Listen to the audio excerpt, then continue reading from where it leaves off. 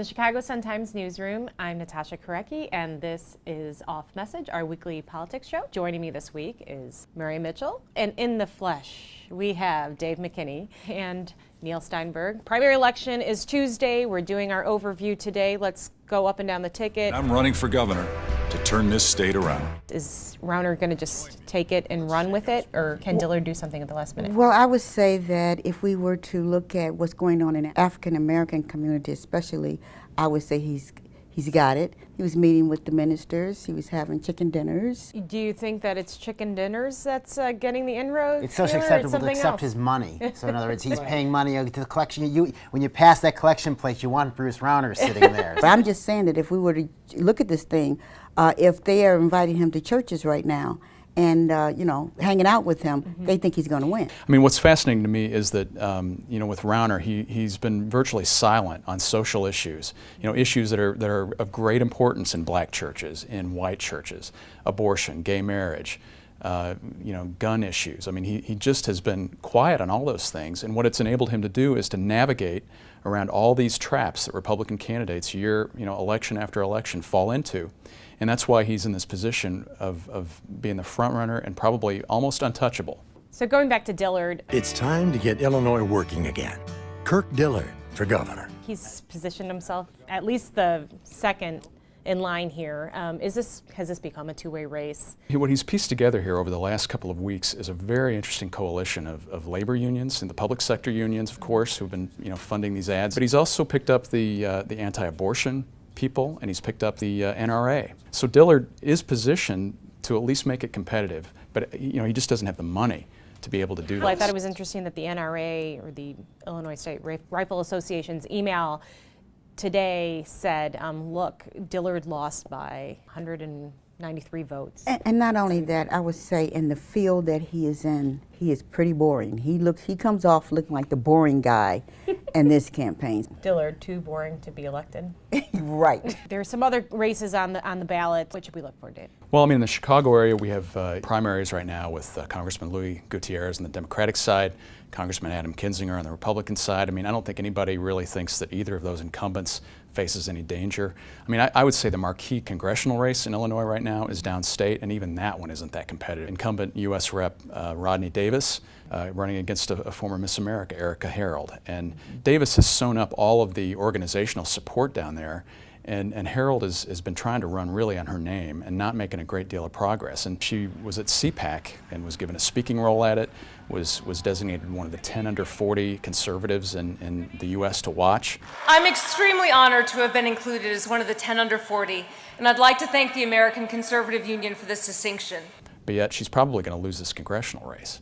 It almost feels like she's a good up-and-coming candidate, but maybe it's just the wrong race for her right now. So, Neil, why don't you talk a little bit about the Guzzardi-Berrios race, which is one of the state rep races. This might be wistfulness on my part, but I think Berrios sort of was torpedoed by that last ad. But to me, what I hope is just that the Berrios name, which is becoming synonymous with cronyism and nepotism and corruption. I like to think that between the two of them, Berrios loses. There's a rule at the State House, though, and that is never bet against the Speaker. And I think Guzzardi, his campaign is full of idealists who almost a Mr. Smith Goes to Washington kind of storyline with those folks. A man who controls a political machine. The reality is they're running up against the most powerful, organized political piece of machinery in Illinois, and probably that Illinois will ever see.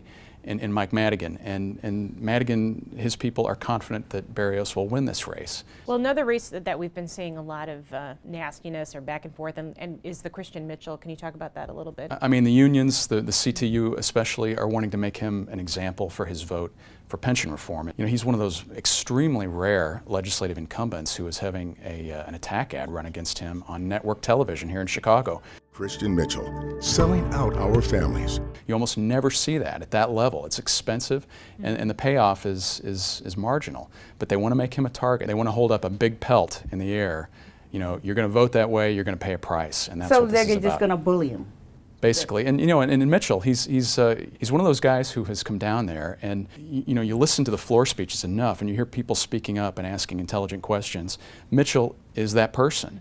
You look at Berrios, for example. She's been there 10 years, and I bet I could count the number of times on one hand that I've heard her make a compelling floor speech or raise an intelligent question on the floor. I mean, you just see the difference there. Yeah, well, speaking of people who have been in the State House and now are making bigger runs, we've got Jim Oberweis, who's a state senator for not too long. Now he wants to be U.S. senator, but he is not even in the state this week. Jim Oberweis, God bless him. He's good copy. Again, we're going to miss him so much, although it'll be nice to be able to finally eat his ice cream without thinking we're giving to another one of these quixotic campaigns. It's a terrible candidate. He finally gets elected to state office, and then basically says, oh my God, this is nothing. Okay, so now he's trying to challenge Dick Durbin, and again, he must have looked at the numbers, looked at what he was spending, and said, I'm going to Florida to sit in the sun. Why would I get angry because he can go to Florida? You like to think somebody who is running for public office like that they're going to be there when it counts. And so, this is a little test. When you're in office, are you going to show up for votes, for example? So I think that's what we see here. But I mean, in either of them, it doesn't matter. Dick Durbin's going to crush whoever wins. I mean, and Truex he's got a nice profile with that West Point background. Right. He picked the wrong race to get into, and maybe what we see with him is he's positioning himself for the next race, whatever it is. But I agree with Neil that this is a kamikaze mission. This is a deal where they're going to go up against Dick Durbin. Dick Durbin, I mean, unless there's some scandal out there. Which is impossible. Yeah, it's hard to see how anybody, topples Dick Durbin.